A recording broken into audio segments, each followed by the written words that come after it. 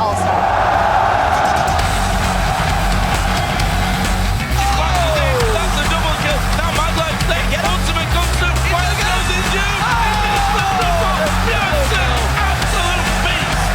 We won the Earth game, now I'm ready for Mexico. One more shot, he's just massacring Fnatic. 8-1-4 for the AD carry. What a bloodbath.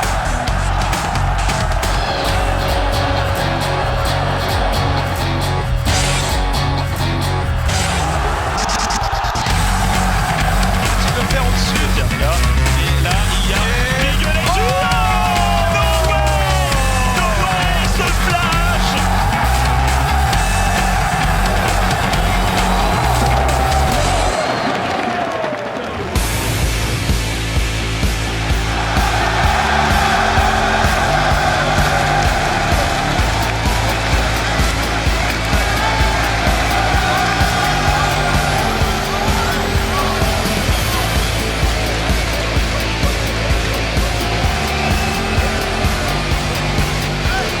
Welcome to day 2 of All-Star Paris 2014. You are looking live at the Zenith de Paris where 37 of the world's best League of Legends players have decided to duel it out for battle. This is the arena where everybody is taking part. Fans are excited. Hey, that's Syndra. Got the Atlantean skin. That'll do. See Ice backstage. They're getting ready for their Hexakill match, which will be kicking off the day shortly. Beating Shy. Buddy. Of course, we will be moving on. Oh, there we go. North American MVP Bjergsen. Friendly and happy. Considering how well he carried yesterday, I think he has a right to be excited. Hello, ladies and gentlemen, and welcome to our continuing coverage of All-Star Paris 2014. My name is Trevor Quickshot Henry, and lending their expertise on our special All-Star Analyst desk is, of course, Martin DeFiscio Lunga. And also joining us are Christopher Monte Cristo Michaels, Mitch Crepo Forspals, and Mr. Tons of Damage himself, David Freak Turley. A reminder that we are broadcasting every single turret, every first blood, every wombo combo in 16 different languages across the globe as La Zenith acts as home to several international live broadcast crews. Delivering the French language coverage is Chips and Noir from O Gaming. On GameNet Champions casters are here representing Korea. Broadcasting via remote feed in Shanghai, our friends at the League of Legends Pro League. And of course, we have our own crew bringing you all the action. So let's send it over to the caster desk for a closer look inside the All-Star event. Thank you very much, Quickshot. Hello, everyone. I am Lee D-Man Smith, and alongside me today is Joshua Jet Leedsman and Sam Kobe Hartman Kensler. Yeah, and this is actually going to be the first time all three of us have been on a desk together, so I'm pretty excited. Very excited. I had my baguette for breakfast. I'm ready to get into it. Well, after yesterday's pulse-pounding matches, we have another full day ahead of us. Yeah, we'll start the day off with a Hexakill match between the two challenge teams, bringing 6v6 action to Summoner's Rift. And who knows what our teams will do with that extra player. Jungle, top, 3 bottom? I don't know. Who knows? Immediately following that, our second day of group stages will begin. In the All-Star Invitational, we will see, of course, all the games from this desk right here. Yeah, but we'll be tackling all of the excitement beyond the Rift is our very own Shocks over in the interview lounge. Thank you very much, D-Man. I'm Evie Shock supporter, and I'll be talking with all the players and getting all the inside details here throughout the day. And now I'll be seeing you all soon enough. But for now, it's back to the gentlemen over at the analyst desk. Thank you very much, everybody, Shocks in particular. Let's get right into it with the latest news from our event, starting with the European League's Fnatic and Southeast Asia's Taipei Assassins, who both had a rough start to the group stage. They're both sitting at 0-2. Yeah, for Fnatic, they have a habit of bouncing back after a bad day on the Rift, but today they will play the dominating SK Telecom T1K before they face off against T-Bay in the final match of the day. Yeah, it's a difficult match. It could determine who advances to the playoffs. In the middle of the pack is North America's Cloud9, who ended the day with an even 1-1 performance. They pulled Fnatic back after they got an early game lead and looked to be playing like the Cloud9 we actually used to seeing, which is no small task considering their mid laner Shock Caller was replaced by Link. But when facing the 2013 World Champions SKT T1K, simply seemed to be in Cloud9's heads, and they handed the Koreans an easy win. A dominating win. SKT T1 looked commanding in that victory against Cloud9, and they ended the day sharing the top spot with OMG as both teams went 2-0. But the tie won't last for long, as these two juggernauts will be squaring off in our first invitational game of the day. Let's step back very quickly and actually talk about what stands out from yesterday's matches. I want to put this to the panel and kick it off with Monty. I mean, obviously, coming in, the favorites were SK Telecom and OMG, and they continue to roll forward here. I'm really excited about the first match of the day. I think that Fnatic really needs to step up their game. They underperformed pretty severely yesterday, and I think it was quite disappointing. But Cloud9 doing all right, considering that they are lacking a key starter on that roster. I think Link's rotations were particularly good. They were. He learned from the best. What can I say?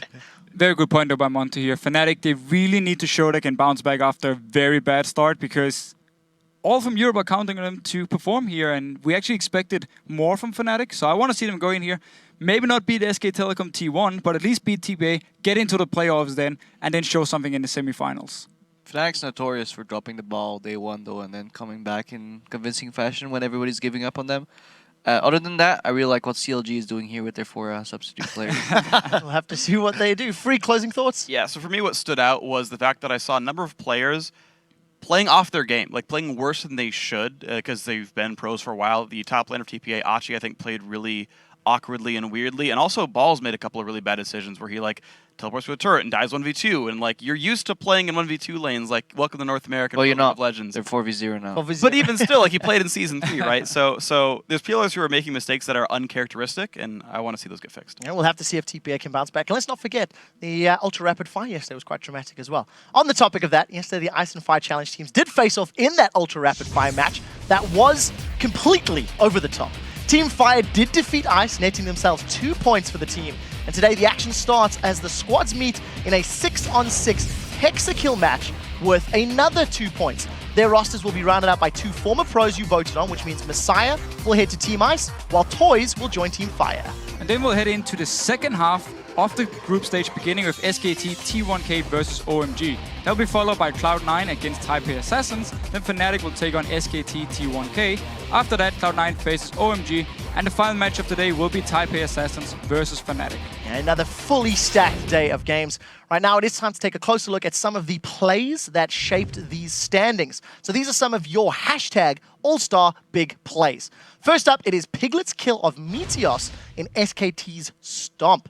This came to us from Creative Vitality. He writes, "Ooh, Piglet, that flash." Monty, what did you think of that flash? It was a pretty sexy flash. As we see coming in here, they're chasing after Meteos, and Piglet's coming in from the top lane. Flashes sideways. He knows he's going to be able to catch up with that passive anyway, so why not just flash sideways? Make sure you dodge the skill shot if you're going to have that movement speed bonus as it is. Made it work. Right, next up is Bjergsen's triple kill in Ultra Rapid Fire.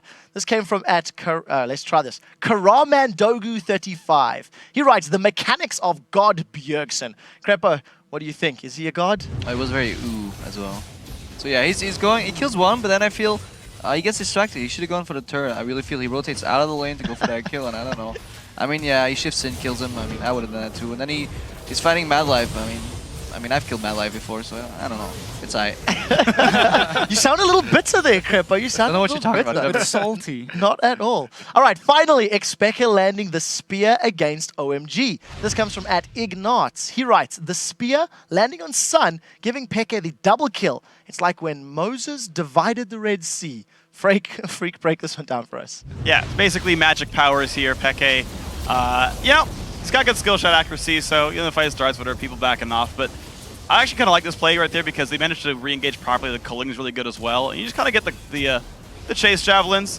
And then OMG decided that it was going to be too close of a game otherwise, so they wanted to make sure they gave away some kills and made it look a little bit fair. Yeah, it looked like they were commanded to part, as it were. Right now, I want to get your thoughts for our Twitter question of the day. And today we are asking you, which player impressed you the most on day one and why? Let's do this one in reverse order. Freak, who stands out as the brightest and shiniest from yesterday? To me, actually, this will be weird, but I actually liked Wins because he came into the team new for TPA, played for Taipei Snipers. We know he's good, but he showed some glimmers of hope. He killed Faker a couple of times, and I got to say, that's a good way to start a competition. I have to say, I don't think it sounds weird at all. I think Wins had an outstanding performance for this big stage. Of course, we saw him at Worlds as well, but I have I think it looks really good for TPA in the future when he continues to get some synergy. Who is your player that stands out, Monty? I mean, I got to give it to Bengi. You know, I kind of called him out yesterday for having some lackluster performance, but he really stepped up his game. We saw some of that old mid-jungle synergy that we used to talk about all the time, right, on SK Telecom T1K. So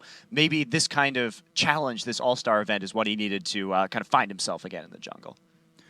Personally, I think actually Sneaky from Cloud9 has been doing really well. And coming in here, playing SKT1K was very, very hard. And still on Twitch, he actually managed to sneak around. He even got a kill onto Faker, which he was very proud of, by the way.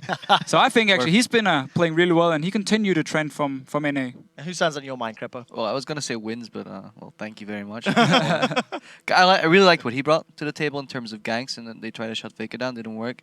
The obvious answer would be Faker, but let's just switch it up for Piglet this time. I really like what he did on Vayne.